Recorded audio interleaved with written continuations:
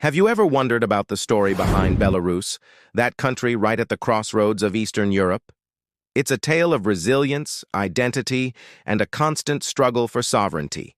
Let's dive into the fascinating history of Belarus, a nation with a rich and complex past. Our journey begins in the early Middle Ages.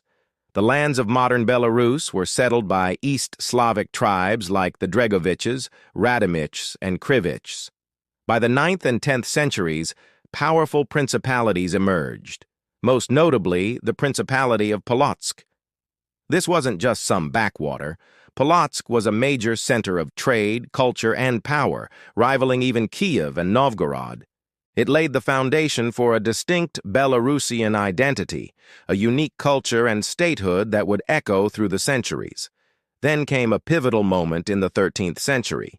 Facing threats from Mongol invaders in the east and Teutonic Knights in the west, the Belarusian principalities found a powerful ally. They joined forces with their Lithuanian neighbors to form the Grand Duchy of Lithuania. This wasn't a conquest, but more of a federation. In fact, the old Belarusian language became the official state language, and the laws and culture of the Belarusian lands heavily influenced the entire duchy. This era is often considered a golden age. The Grand Duchy stretched from the Baltic to the Black Sea, a true European superpower where Belarusian culture flourished. In 1569, the Grand Duchy of Lithuania and the Kingdom of Poland united to form the Polish-Lithuanian Commonwealth. This union was created to counter the growing power of Moscow. While it brought political stability for a time, it also led to the gradual Polonization of the nobility.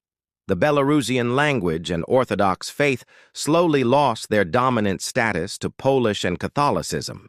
This period created complex layers of identity that are still debated today. The late 18th century brought a dramatic and tragic shift. The powerful Commonwealth was weakened by internal conflicts and external pressures. Russia, Prussia, and Austria saw their chance. Through a series of 3 partitions, they carved up the Commonwealth. And by 1795, all Belarusian lands were absorbed into the Russian Empire. For over a century, the Russian authorities pursued a policy of Russification, actively suppressing the Belarusian language and culture, even claiming that Belarusians were simply a branch of the Russian people. But a national consciousness couldn't be extinguished. Throughout the 19th century, writers, poets, and intellectuals worked tirelessly to preserve and revive their unique heritage. The turmoil of World War I and the Russian Revolution offered a glimmer of hope. In 1918, the Belarusian People's Republic was declared, the first attempt at a modern, independent Belarusian state. Its existence was brief, crushed between the advancing German and Soviet armies, but it remains a powerful symbol of national aspiration. By 1922, the Belarusian Soviet Socialist Republic was formed, becoming a founding member of the Soviet Union. The Soviet period was one of immense suffering and contradiction. There were periods of cultural promotion, but also Stalin's brutal purges and the horrors of World War II, during which Belarus lost a quarter of its population and saw thousands of towns and villages destroyed. The country was a key battleground, and the heroic partisan resistance is a cornerstone of national pride. Finally, with the collapse of the Soviet Union, a new chapter began. On August 25, 1991, Belarus declared its independence, reclaiming the name Republic of Belarus.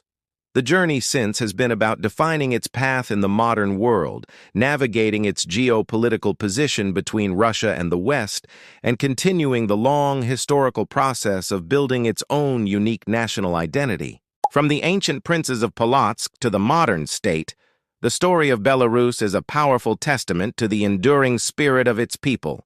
Thank you so much for joining me on this historical journey.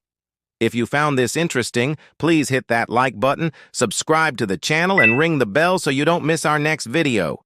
See you next time.